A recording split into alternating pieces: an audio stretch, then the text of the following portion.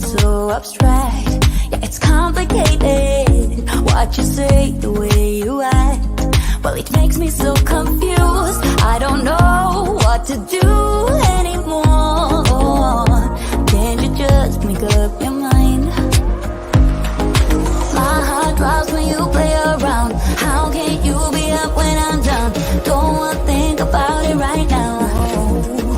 Maybe you just wanna be friends, but there is a fight when we are talking. Maybe you just wanna pretend, but I can read between the lines. Even if I can't deny that all the things you said are hurting, still wanna be with you. I think you want it too, 'cause baby I don't wanna be. Good morning, everyone. Well, it's morning where I am sitting. I'm Dawn Lewis here in Australia. I'm your final Q&A for this awesome summit, and you may have caught my project today, which was the partial die cutting 3 ways to make a classy Halloween card. If you haven't met me before, I run a small little independent stamp store here in Australia from a spare bedroom in my house at dawnlewis.com.au, and you may spot I've left a few Easter eggs around my background for you to spot if there is a lull. But I'm very excited. It's my first summit, and I'm very, very thankful to everybody who has come in and watched videos. And if you see me looking over here, it's because there is a chat over there and I'm easily distracted. Oh, LaShawn has a great question. How did I come up with the concept? Well, I started with, I had a favorite die set, and I love this die set because of its versatility. And there's a little game I play in my short videos called Rule of Three. And I was coming up with lots of different ways, things that this drippy frame die from Whimsy Stamps could be. Then I also had just got my hands on a favorite stamp set, and I thought, how can I combine the two? And I was looking at the list of ideas and thought, I know, partial die cutting is going to make this that little bit extra, I don't know, extra versatile. It could be all sorts of things. Susan said she'd like to be a house guest in here. You would be very cramped sleeping in here. This is this tiny room, and it is very, very full. That is for sure. So yeah, coming up with the ideas. Then I filmed my video, and it was too short. I'm very used to 1-minute videos. So then I came up with these two, because obviously something drippy could be honey, but it could also be icing or frosting, as you would say. And so I thought of different ways that you could get versatility out of the dies. I'm just extremely passionate about getting your money's worth from the products that you buy. So that's pretty much where it came from. And plus, you know, she's a favorite. Thank you, Cynthia. She's asked, do I use Copic markers or do I have other brands or media? Well, you know, I like to color with a lot. I'm definitely a Copic girly. This is Copic colored, and I regret not filming this. I will probably sit down and do a video of her coloring. I definitely am a Copic person. I've been using them for about 13 years. I'm a certified Copic instructor, and I'm also an authorized stockist here in Australia. But I do love watercolor pencils, and have recently rediscovered the love of watercolor painting with distress inks. That is definitely something I like to do. So I've dabbled with colored pencils before, but I find that I tend to go back to Copics because it's like painting. I love painting. It's like painting, but with less mess, and my cat can't walk through a Copic palette and put paint all over my desk. So thank you, everybody. So all these lovely comments. I can't wait to come back and read these. And if anyone's on the hashtag rewatch, I'm going to come back in like 4 or 5 days and check if there are other questions that I might have missed, because, you know, here in Australia, the people who live on the other side of our country are all fast asleep because they are many hours behind us. So there we go. Videos about the coloring or the partial die cutting. I haven't done a video on the coloring, but I have a feeling that I'm going to need to do that. So watch for that. I'm going to put it on my list of things to do next week. And the partial die cutting, I've got 3 methods inside my video here. Hey, Brandy, do I have any crafty quirks, things you like that others don't, or vice versa. Oh, I think one of my biggest crafty quirks is that I love all of the methods. I love the look of everything, but everything that comes out of me is bold and bright. This is actually a little outside my comfort zone. I tend to stick to clean and simple and really bright, bold colors, but I love pastels and I love shabby chic and I love vintage. I love them, but they don't come out of me very easily. I'm on a journey to unlock those this year. So embracing last month, I embraced my inner Tracy Hay and did soft and pastels and watercolors. Did it come out brightly? It did, but I tried, and that's the important thing. And I'll do everything the hard way for sure. Cynthia has asked, have I tried different cutting machines and have a favorite? I have several cutting machines in my house. I have to admit, I use my Sizzix Big Shot and I have been using it for years and years and years and years. And it's one of those, if it ain't broke, don't fix it situations. I do have an old school Cricut. I have an original Sizzix with the pull down handle. Does anyone remember those? But I have to say my favorite is the one that I have because it's easy to use. It does what works for me. Your favorite should be the one that you have or the one that works for you. It's going to do what you want it to do. That is definitely my answer there. Oh, Adelaide. Yes, I have many hobbies. I am into digital crafts. I do crochet. You might see this little guy here. There's a little kitty up here. I paint. I do embroidery. I sew. I do doll making, photography, embroidery, cross stitch, you name it. I've done pretty much everything except wool felting and bear making. So yeah, I'm a Jill of all crafts. I don't know if you say that, jack of all trades here in Australia, Jill of all trades, but I'm a Jill of all crafts. Definitely. Someone's getting started. Oh, great question, Brandy. If you're getting started, just started with partial die cutting, something super simple, really, really simple, like adding a fancy border to the bottom or the side of a card. So for example, in the case of this, if you wanted to sort of just have a little bit of something, rather than trying to do the whole technique, just try adding this to the bottom of the card. So put your plate on it so it's here and just have a fancy bottom, like a fancy edge to your card with whatever fancy die you've got would be a really good place to start. Start simple. Absolutely, definitely start simple. Cynthia, what paints do I like best? Watercolors, acrylics? You know, I love both. I absolutely do. It depends what I'm working on. If I'm working on a canvas, oh, I'm so back to front here. If I'm working on a canvas, if I'm working on fabric, definitely acrylics. If I am doing card making, I tend to stick to watercolor.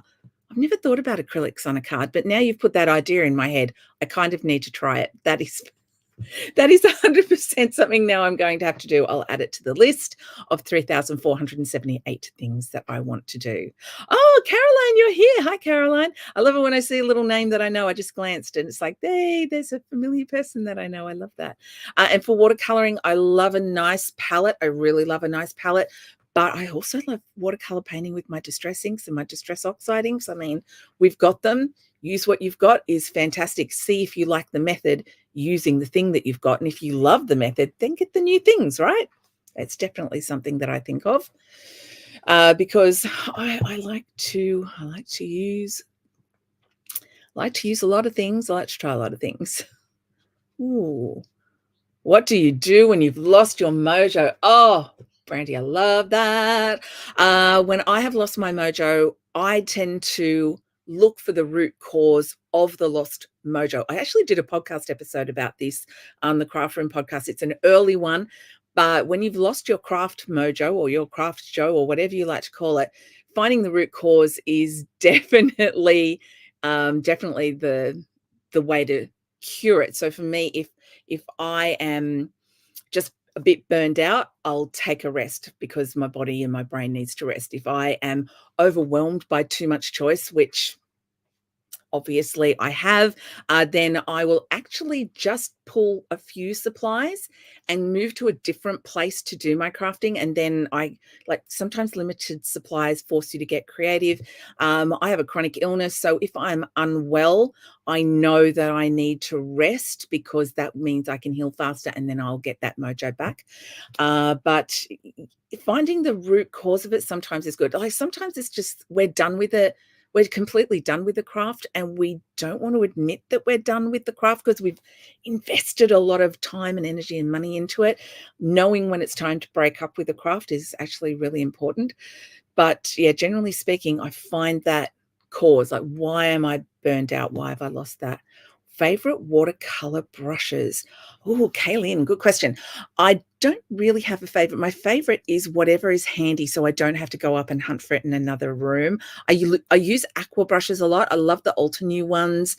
I have some other brand ones that I had when I was a brand ambassador for jazz art, but I can't remember what they're called. But essentially, if it's actual paint brushes, I like the Colored Crafters Choice ones that have the little padded bits. So they come in pink and blue and purple, and they have a little padded finger grip.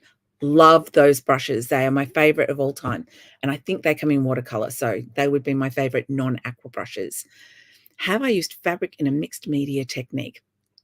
Thank you, Christine, for asking that one.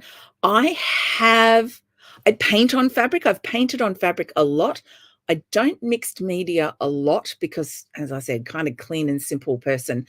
But I've done paper. I did a paper piecing card with some fabric. I did use fabric on a card. You absolutely can. You can paint on it. You can glue on it. You can do everything with fabric. You can Copic marker on fabric. I think I've got a YouTube video about that somewhere. Way, way old. All those projects, small space. How do I keep organized? Lists. I have a lot of lists. This is my office. So this is where I work. This is the product that's in my store with a few beautiful birthday cards that I recently received dotted about. But in my personal space, I have everything in tubs that's stackable. I do a lot of vertical organizing and I organize by color. I've actually got a couple of podcast episodes about that. So if you've not discovered the Craft Room podcast, there's actually one about organizing and working in a small space as well. So I tend to I organize in the way that I work. So I used to have like eyelets in one box, ribbon in one box, etc., etc., etc. But I don't do that anymore. It's everything pink is in a pink box, everything black is in a black box. Much easier to work by color. I make a lot less mess. Yeah. Spectrum Noir. Yeah, absolutely. That's a fantastic product and they're fantastic. Use them to your little heart's content. You'll get really similar results to what I have on my cards with the Spectrum Noir. They're wonderful. One of my favorite colorists in the UK, my lovely friend Lou, she uses Spectrum Noir. She gets beautiful results. I say the best thing to use is what you've got and what you can afford. 100%. Any snuggling pets around? I do have a kitty cat. Her name is Allie. She's a tabby. She's 15 years old. She is currently sunning herself in the first sunbeam of the day. And if she didn't have breakfast, though, she would be in here screaming her head off. That is for sure. And I don't think I've got any pictures of her sitting around my office. I was warned. I should have brought the pictures. I'll put a picture of her up on my Insta stories for you today. Have I ever tried art journaling? That one I haven't, and I have been meaning to. I never really saw the point, but the amazing, unfortunately late, great Rachel Grigg was trying to talk me into it, and in honor of her, I have decided that I'm actually going to try that this year because she got a lot out of it, and if Rachel enjoyed it, I will enjoy it. So I'm going to. If you've got tips for me, I want to hear those. Thank you. Creating a card to build around a background. Sometimes for me, it's often the stamp. The stamp comes first and then I try and build around that. Sometimes I've got a color scheme in mind and I'll try to build around that. Sometimes I find a hilarious sentiment and I will just work with that because it's so funny. It has to be immortalized. 100%. Oh, that's Ardith, we've got a duplicate question, but yes, I will try art journaling because I I have to do it. We were going to do a podcast and we just never got around to it because we're both insanely busy.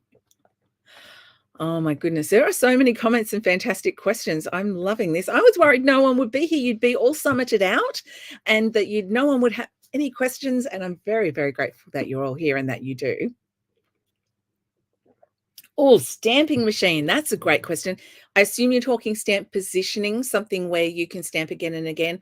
Look, I'm a big Misty fan here. Absolutely a huge Misty fan. But I have to say, for my rubber stamps, especially my alphabets, a lot of my darkroom door stamps, especially because I have so many of those, I do love the old school Stamp-A-Majig with the fixed T-square and the piece of plastic where you sort of fit the T, put in the plastic, stamp, remove, like get the plastic where you want it, line up the T-square, remove the plastic stamp. It's inexpensive. A stamp positioning corner tool is really a good place to start. But if you misstamp a lot, if you want to restamp, if you're doing a lot of layered stampings, I do like the Misty. Look, I would love to justify having a stamp wheel because it can do a lot.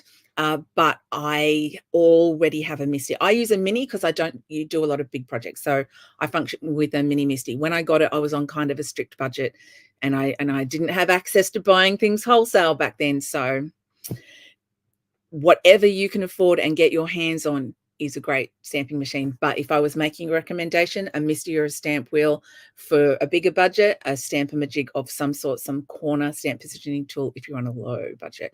Can't do without craft item. Oh, Ollie, that's like asking me to name my favorite child. Can't do without craft item. Can't do without. I mean, stamps, ink pads, yarn, crochet hooks. Fun stamps, like just a really, yeah, I think I would struggle with a card without fun stamps. So for me, I'm going to say fun stamps. I'm not going to pick a favorite. I refuse and you can't make me. This little guy here, this is a little monster. My sister actually crocheted for me. She got him from a book I bought her for Christmas, a crochet book, and it's like split in 3, so you can choose which head you want, which body and arms you want, and which legs and butt that you want on your creature, and you can sort of make your own creatures. So my sister made me this little red guy. She made me the little meerkat here. She gave that to me the other day, and she made the kitty up here in the corner. That is a kitty sitting up on my shelf. So yeah, they're all crochet amigurumi. Love crochet. Yes, Adelaide. I am a paper hoarder to epic proportions. Huge paper hoarder. Love paper. Paper is the best. Ironically, I don't have a lot of paper in here, but in my personal cupboard where I do my paper crafting, there's a lot of paper. I can't live without it. Have to have it. I try to be good, but the paper companies are too nice and they make too many pretty things. Yes. I do have a YouTube channel. It is, I set it up years ago. It's called Dawn Lewis Paints. But if you search for Dawn Lewis imagery, you pretty much find me everywhere. So yes, you'll find, if you search, I think if you put here on YouTube, if you put Dawn Lewis imagery into the search bar, it'll find me, or Dawn Lewis lawn fawn, or Dawn Lewis mama elephant, or Dawn Lewis CC Designs. You'll probably find me. I have loads of videos on here. Please don't judge me on my old ones. Paper scraps. Oh, paper scraps. At the moment, I make everything with my paper scraps because I have so many. I'm on a mission to go through them, and I am not plowing through them as quickly as I would like. But I like to do like crazy patchworky kind of cards. I love to do strips, as Laura Basson says, strip it up. Love to use paper strips on a card. And I like to die cut from itty bitty bits and pieces too. So I like some basic dies like the itty bitty branches from Old to New, things that are kind of small that I can like max out those paper scraps, definitely. And, put them in backgrounds and make elephants hold them and fun things like that.